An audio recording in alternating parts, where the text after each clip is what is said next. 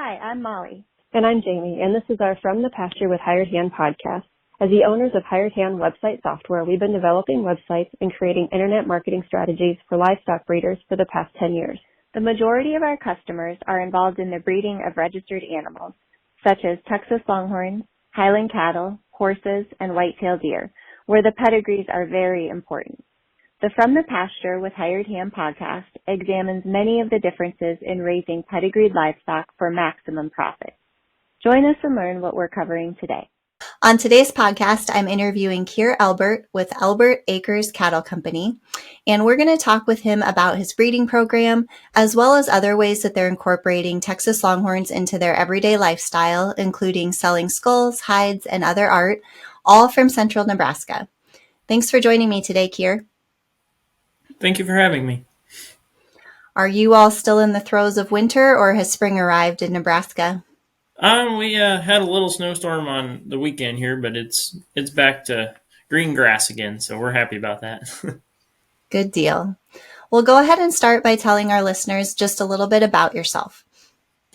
I was born in Davenport, Iowa, and we moved around a little bit. Finally moved to the country when I was 4, and we didn't have a property that we could have cows until about 2018. And so we got Angus cattle in the beginning, and in 2019 I bought my first Longhorn heifer, and anticipating it just to be a one-off thing and breed it to an Angus. And we loved them so much that we ended up getting 2 more cows and a bull and sold all the Angus. And in 2020 we switched to all registered cattle. So. Okay. Do you remember who you purchased some of those first Longhorns from, or kind of how you got into it then? The first Longhorn heifer that I found on Craigslist from Adams Ranch in Hastings, Nebraska. The 3 cows we got after that were just commercial cattle that we picked up in Valentine, Nebraska. So once you decided that you wanted to make the move from Angus to a full Longhorn herd, was there any special research that you did, or did you kind of change the way that you looked at the first one that you had purchased versus the subsequent ones? Were there any changes there? At first we were just planning on beef, so registered didn't matter. After we got those first 4, I kind of pushed my parents a little bit, and I said that I really wanted to get into some registered stock. And at that point, I started doing a lot of research on specifically Dickinson Cattle Company's website has tons of good information. I know it seems a lot of breeders kind of start their research there, and it's nice that you're probably actually a lot closer than some geographically to Dickinson anyway. It's still about 16 hours, but we've been out there several times picking up cows and really enjoy going out there. So is the rest of your family involved in the herd, or is it mostly your responsibility? It's my thing, but my parents help me out on the weekends, and my mom comes to our fencing jobs every single day with me. So, well, I see quite a few ribbons and banners behind you there, so I'm going to assume that you also got into the show circuit with the Longhorns. Do you want to tell us a little bit about that? Sure. Yeah, we went to our first show at the Nebraska State Fair. In 2022, actually, that banner behind me is from there. We take about 6 head, and we've been to Nebraska, South Dakota, and Kansas showing, and we're hoping to do the World Show this year. So, did you used to show with the Angus, or how did you kind of get acclimated to having to halter break and prepare that way? I had never shown cattle before until 2022. So for 2022, I just brought all my cows in for the non-haltered division. And then in January, I calved out a nice young bull named Forged in Fire. And that was the first one that I halter broke, and I showed him at the state fair this past year. Nice. And if I remember correctly from looking at your website, he did pretty well, right? And do you also show his mom? Is that correct? Yep. I show his mom and his sister, and he got Reserve Grand Champion Youth halter bull last year. So nice. Congratulations. Thank you. So now that you have Longhorns and you've kind of been in it for a few years, what's your favorite part? My favorite part is just having them around. I love to go outside and rub their face and feed them snacks and take pictures of them. And I really like showing them to my friends and anybody who wants to see them. So if we kind of talk about the future of your program, what do you think that the next year looks like? Or also, maybe down the road 5 years, how will your program change and grow? In the next year, I'd really like to find myself another rental pasture. We have our piece of ground that's about 20 acres, and then we have a 35-acre rental pasture. I'd like to get another one so I can get a few more head. That would be hopefully in the next year. In the next 5, I'd probably just continue to do the same thing and attempt to continue to expand. Do you have any plans to go to any shows like outside of Nebraska or the Midwest, or maybe start, with some futurities or anything like that? We are talking about going down to what's the name? Oh, the Battle on the Prairie heifer futurity this year. And we want to do the World Show, which I think that's in Texas this year, or the World Expo. Awesome. So if you could go back in time and change one thing about when you were getting started, is there anything that you would change? The one thing I would change would be I would have got a registered bull right off the start.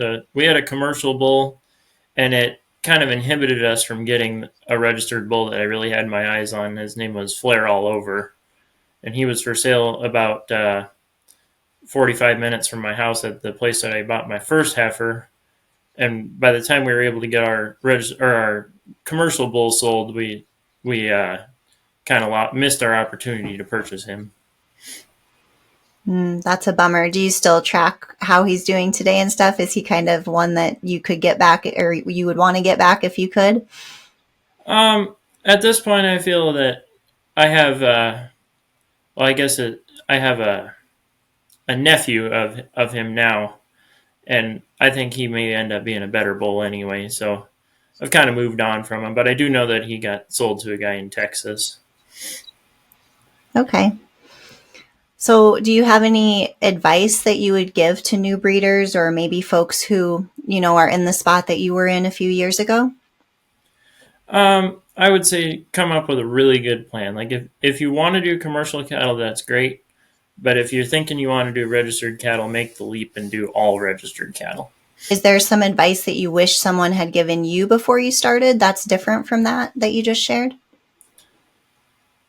I would say that planning on hay prices, it would have been kind of nice if someone would have given me a look into the future on how expensive hay is right now. But do you find that now I guess I'm making an assumption here that you're younger than some of the average Longhorn breeders just by our video call here. Do you feel like that puts you at an advantage, or have you had some folks maybe like take you under their wing and really try to help you kind of beat that learning curve that there seems to be with Longhorns?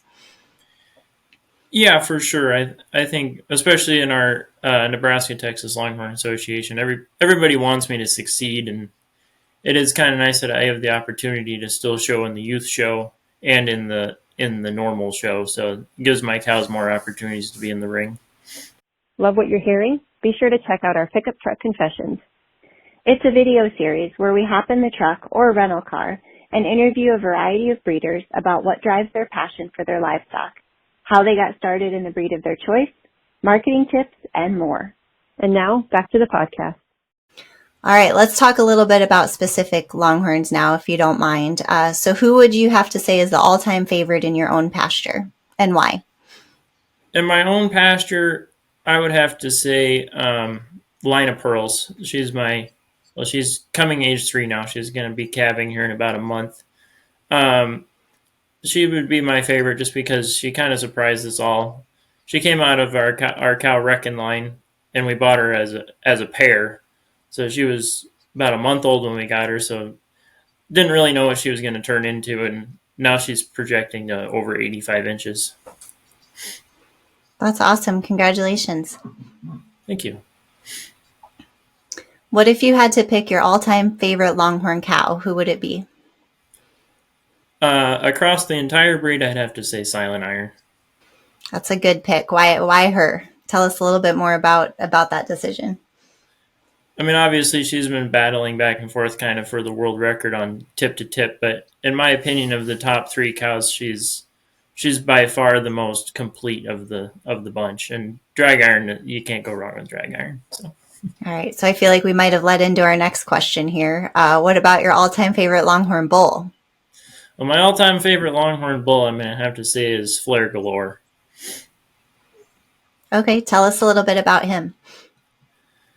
Well, I actually finally got lucky enough to get a son of him. I have Diamonds Galore now. But Flare Galore, I have seen him in person once, and he is just the most gentle bull you're ever going to see, and he's absolutely massive. And that black and white speckle is pretty impressive. Nice. And what breeder does he come from? Dickinson Cattle Company. Okay. Would you kind of say that the Dickinsons are kind of the overall breeder that you would pick, that you kind of aspire to be? For sure. I really appreciate buying cows from them. They're the most honest people you're ever going to find. You're never going to have an issue with any of their cows that you don't know about before you purchase them. Is there anyone else in the industry or the show circuit that you kind of want to give credit to helping you get to where you're at today that we haven't talked about yet? Well, I'm pretty thankful for Diamond B Cattle Company that allowed me to purchase my Flare Galore son, Diamonds Galore. Did you get to go out to their ranch to do that, or how did that process work? Yeah, we did. We drove down there in I believe it was late January, early February of this year to pick him up, and we got to see Silent Iron again and Cut and Dried and a bunch of other really big famous cows. So that was really cool. Nice. I bet that was a exceptional visit. Yeah, it was amazing. Well, I'm kind of ready to change gears here and talk a little bit about websites and marketing. But before we do that, is there anything else about your ranch, your breeding program, just anything else Longhorn related that you want to share? Not that I can think of. Okay. So I guess I'm really curious if this answer is going to be different since, like I mentioned, you're a little bit younger than a lot of our podcast guests. So what would you say the average amount of time that you spend looking at Longhorn websites in a week is? Probably about 12 hours or so. Okay. Talk to me a little bit about what you're looking for, what contributes to that time, basically. I like to look at, well, obviously sale pens to see if there's anything that I'd be interested in purchasing. But I really do like to look at people's specific herds on their cows and their bulls and study their pedigrees and see what my animals have that I can kind of build towards what they have as far as their superior animals and their genetics. Okay. Are you willing to share what the last 3 Longhorn sites in your search history might be? The last 3 would probably be TexasLonghorn.com, so Dickinson Cattle Company, Diamond B Longhorns, and Arrowhead Cattle Company. Okay. What would you say your favorite website aside from your own is, and why? Arrowhead Cattle Company is pretty cool with the gallery of horns in there, and the what do they call it? Where you can buy straws of semen on their site. I forget what they call it, but the Semen Hub, right? Yep, that's right. So how frequently do you feel like you're checking the gallery of horns and really using that as a tool? I check that at least once a week. Nice. Do you find that you find something new each time you visit? Yeah, it's like the lower sizes, like the 80-inch club. You find a lot of new ones in there a lot. The 100-inch club is obviously a little more elite, so it doesn't change quite as often. But yeah, it's fun to track those up and comers, though. I feel like there's something new on there every time I look as well. Yep. What would you say? Let's talk about social media for a little bit. So what is your kind of go-to social media if you're looking to find some new Longhorns? I don't do a whole lot with social media. My parents run the Facebook page for our company, so I pretty much exclusively search for Longhorns on websites. Okay. So you don't use like Instagram or TikTok or any of those to kind of either promote your program or try to find new animals? Nope, Facebook is the only thing we use for our business. So, Okay. Do you find that when you're using Facebook for your marketing, that you're using it kind of regionally, or are you trying to get just the word out among the industry? well, we'll use we always repost our stuff on the Longhorn Friends, and there's another Longhorn site or a Longhorn page on there. And then Mm-hmm. when we do paid ads on Facebook, we maintain the regional for the most part because of our fencing and skid steer services. Okay. Talk to me a little bit about that and how it, kind of how you got started in that or how it relates to your program.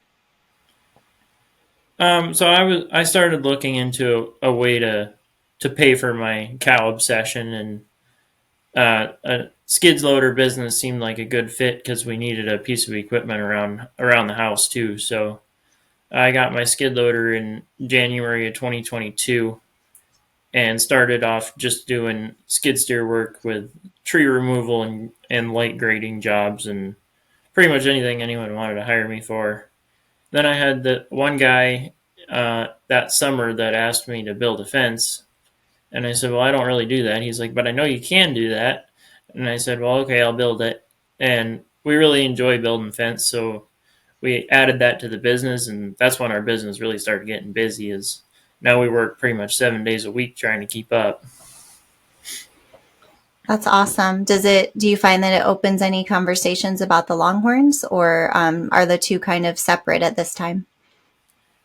They're somewhat separate. We pretty much everybody we talk to with the fencing, of course, they have commercial cattle. And What about, like I know when we were working on getting your website live, you had mentioned skulls and hides and artwork. Tell me a little bit about that aspect of things. yeah, I do that mostly for fun, but we I haven't sold very. I did sell a couple that I did on commission, but right now we've got 3 of them that we need to sell, and just enjoyed doing the skulls. The hides is something that I haven't really sold anything yet because I'm still working on perfecting that. That's a little bit of a challenge, but Yeah, I've heard that that's a very time intensive process. yeah, for sure. It takes about 2 weeks of very strict schedule to get it done the right way. So Well, we'll have to check back in with you in a few months or a year or so and see, if you've made some progress in those other areas. I would imagine that it would be a hard to find product in Nebraska probably. So hopefully you do well with it. Well, is there anything else that you'd like to share before we sign off today? no, I think that's about it. Okay. Well, thank you so much for joining me, and we will link your new hired hand website URL in the show notes, as well as a few of the other breeders that you mentioned, so that our listeners can go and hopefully check them out. Sounds great. Thank you.